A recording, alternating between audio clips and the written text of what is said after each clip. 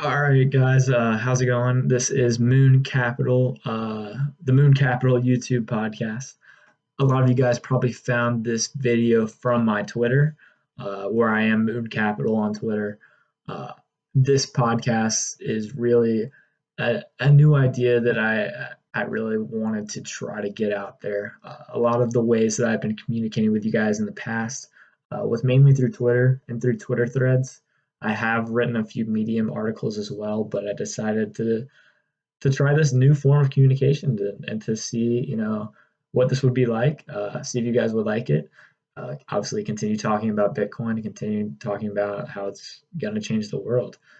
And I think for today, what I'm going to be doing is mainly talking about, why Bitcoin is important. First of all, for people that uh, may not have ever heard me speak or are new to Bitcoin, I think that would be helpful. And then I'm just going to go through a little bit about what's going on in Bitcoin today and let you guys hammer that out in the comments too. As we've already seen on Bitcoin Twitter, it's gotten a little interesting. But I'm keeping this chill. I got my Georgia koozie where I got a little Coors Light too, and we'll just see what's going to happen. So again, first of all, I'm going to be talking about the importance of Bitcoin. So Bitcoin itself is literally going to transform the base layer of society. I mean, humans communicate through language, but they also communicate through price itself. And so these markets that, work to communicate price, they need a certain money to be able to accurately value goods and services within an economy. And so Bitcoin is the best and final form of money. It's the most scarce good in the world, and it happens to be entirely software, meaning if Bitcoin is threatened, it can mold or morph to grow, but it's also strong, decentralized, and anti-fragile enough to withstand vast, powerful attacks. And its network effect is really unlike any other we've seen before. And it will likely be the base layer of money and really transform human society. And it will be an exciting road to watch, as we've already seen over the past decade. Once you see Bitcoin, it's very difficult to unsee Bitcoin. So first, after that, I'm going to quickly go over a thread that I have pinned to my Twitter account. If you guys have been following me for a while, you may have seen it before. But the idea behind the thread is it's talking about Bitcoin's volatility. And so it was this thread that I wrote was really inspired by Bitcoin Tina. And he basically had the idea that the extreme bull and bear markets of Bitcoin actually speed up the adoption process. And so, if you don't know this, there have been many Bitcoin bubbles, also Bitcoin hype cycles in the past. I mean, we had one in 2011, 2013, 2014, and 2017, the one that most of you guys probably remember. But in 2011, it went from $1 to $30, and then crashed all the way back down to $2.30, a 92% correction, which that's pretty that's a lot.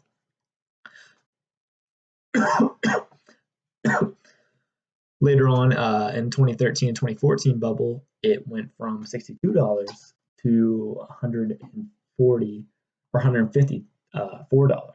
No, sorry. It went from I'm trying to read this thread and it's not working. It went from $62 to $1,000, and then it crashed down to $150, an 86% correction. And then last, we had the 2017 bubble where it went from about $200, $500 up until $20,000, and then it crashed all the way down to $3,000, an 84% correction. And so the point I'm trying to make is there have been lots of hype cycles. I mean, and lots of bull runs that have increased the purchasing power of Bitcoin by orders of magnitude. And the idea behind this is that these massive increases followed by fairly massive declines will probably continue to play out, and it helps speed up Bitcoin adoption in the long run. So these big bull markets, actually, hold on one second. These massive bull markets that we see going on, they help bring in the multiple network effects. So one network effect is developers.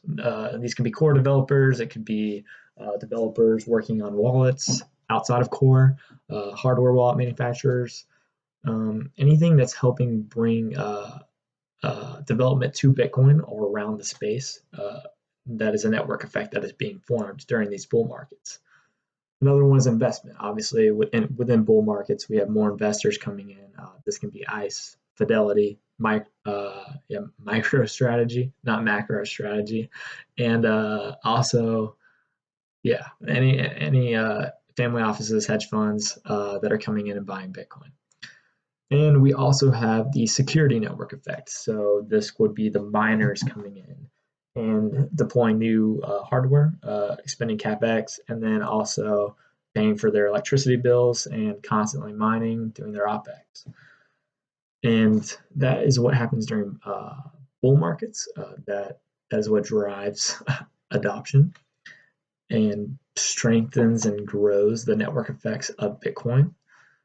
But then we have the bear markets, and these bear markets really drive out all those that don't understand what Bitcoin is.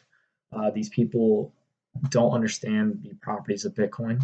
It's scarce, it's divisible, it's transactable, it's transportable, it's easily storable, and they just don't understand why that's valuable, or they just don't understand what those properties are themselves. So they sell and deeply regret it later on. But during these hype cycles, one important trend that should be pretty clear is that the lows in the price of Bitcoin are steadily stacking up by orders of magnitude.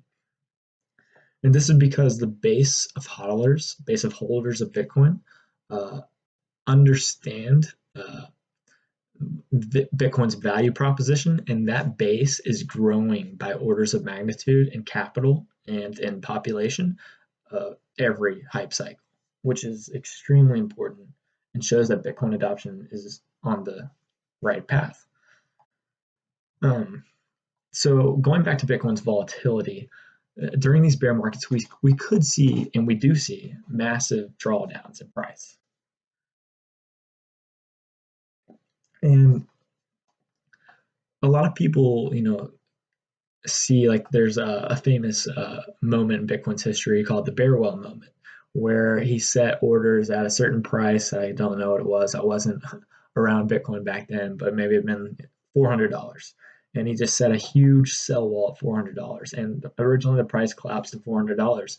But the people buying Bitcoin at $400 after the price had fallen from $1,000, those were people that really understood Bitcoin's properties, and they knew what it was going to be, or what it at least could be. So those were going to be really strong hands going forward in the future.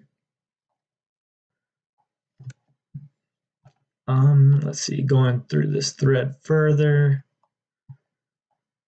And so during the bear markets, the Bitcoin being sold then gets driven into strong hands, and these strong hands, they're not looking for a 50% return. They're not looking for a 7% annual return. They're looking for a massive return. They understand that this is a brand new technology.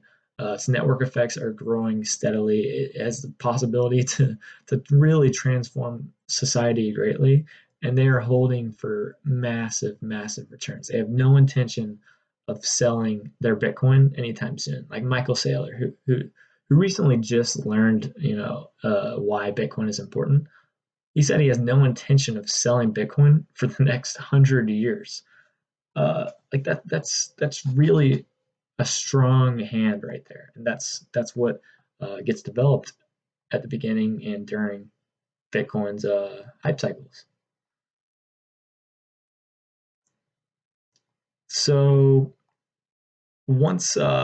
so during these bear markets where the price is just getting absolutely hammered down and there seems like there's no hope, uh, it's driving out all the weak sellers. It's driving out all the people that hold Bitcoin today, and they just don't believe in it enough to hold it on for the next 5, 10, 20, 100 years, like Michael Saylor. And they end up selling it at a very, obviously in hindsight, cheap price uh, to people that do understand Bitcoin's properties, because who is going to be buying Bitcoin after it's fallen from $20,000 to $3,000 and buying, not just a few dollars worth, they're buying millions and billions of dollars worth of Bitcoin. Those people are not, they're not selling. And so what we're seeing in these bear markets is a transition of the coins from weak hands to strong hands. And when the supply finally dries up in these bear markets, that's when we begin to see uh, Bitcoin scarcity take place. And the scarcity tends to take place on the sell side of the order book on these exchanges. Uh, as Bitcoin price slowly begins to creep up, there just aren't any sellers. And speculators and buyers and hodlers will come in and they will see that and they will see we can drive the price up pretty quickly and pretty rapidly, but without any sellers stepping in, because no one's selling their Bitcoin at such low prices for what it's really worth. And these massive volatility cycles, these massive bull runs and bear runs, they will continue to happen over and over again for the foreseeable future. And that's just how this adoption is going to play out, and that's how we're going to create more strong hands, and we're going to weed out the weak hands that don't understand it. It's all part of the adoption cycle, and it's in the long run, it's speeding up Bitcoin adoption, which is, in my opinion, fantastic for society. So that's enough on the pin thread that I have. Now I'm going to quickly go through what's kind of happening today in Bitcoin on Bitcoin Twitter. So I don't know if you guys have been following this too closely. If you're new, you probably have not. But if you have been, you know what I'm talking about.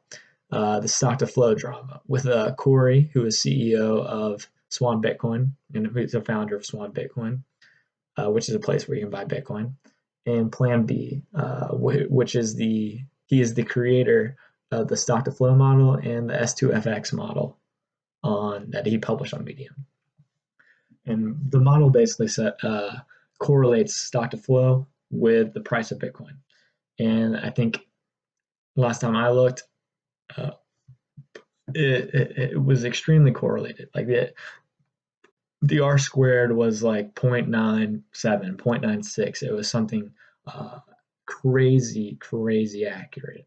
And basically, Corey came out and said that because stock to flow is not a random variable, statistically speaking, it can be determined in advance what it will be in the year 2024 or the 2028 stock to flow because of Bitcoin's halvings.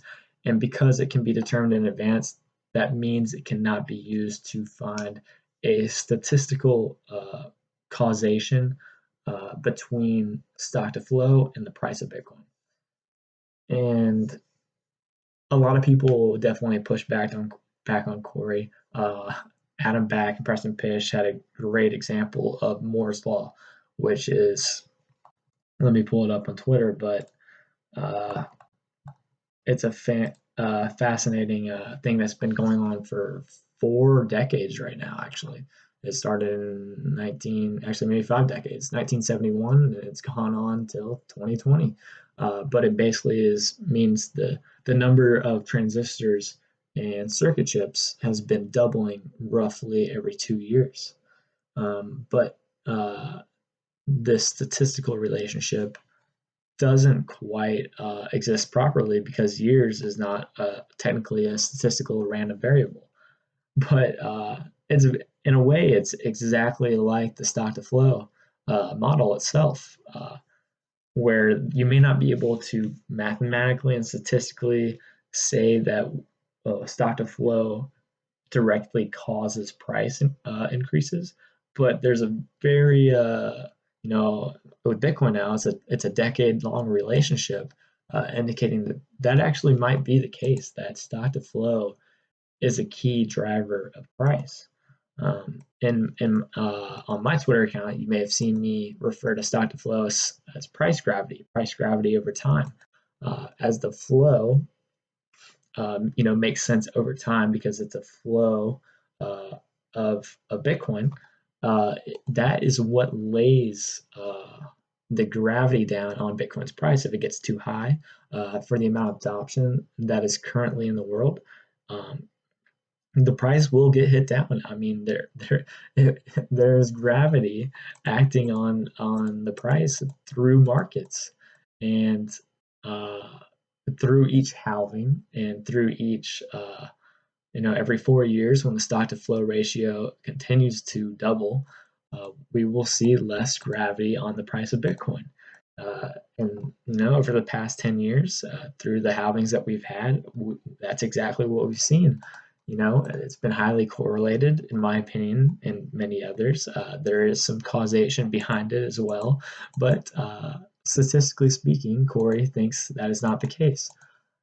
But like everyone has been saying, time will tell. Time will tell.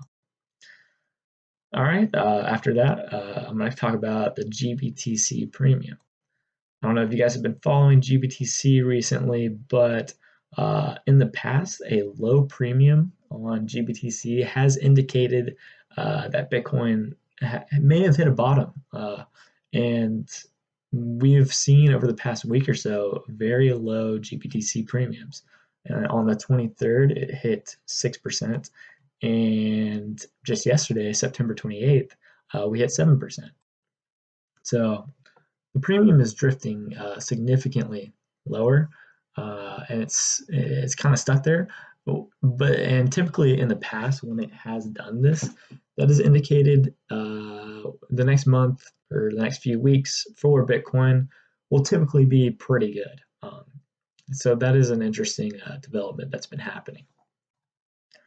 Now, last thing I'm going to talk about, this was kind of funny.